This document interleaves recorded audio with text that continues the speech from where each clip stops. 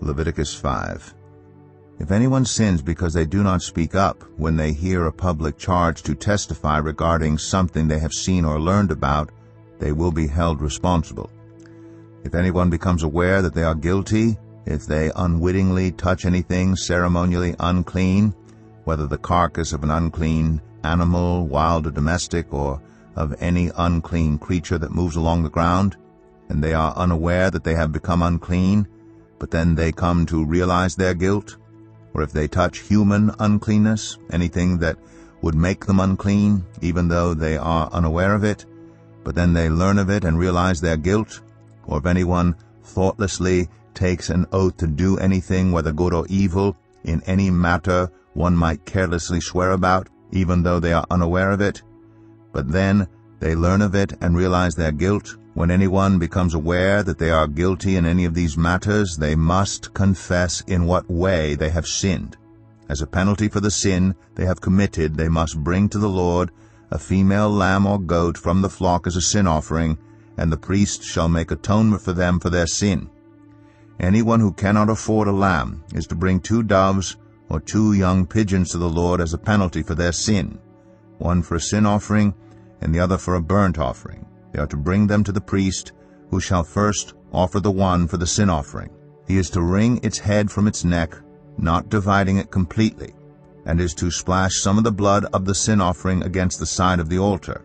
The rest of the blood must be drained out at the base of the altar. It is a sin offering.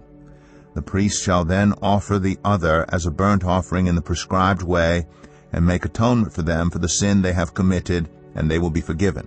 If, however, they cannot afford 2 doves or 2 young pigeons, they are to bring as an offering for their sin 1/10 of an ephah of the finest flour for a sin offering.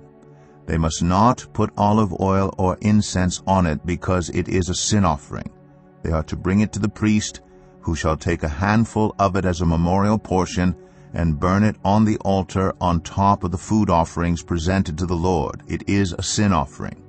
In this way the priest will make atonement for them for any of these sins they have committed, and they will be forgiven.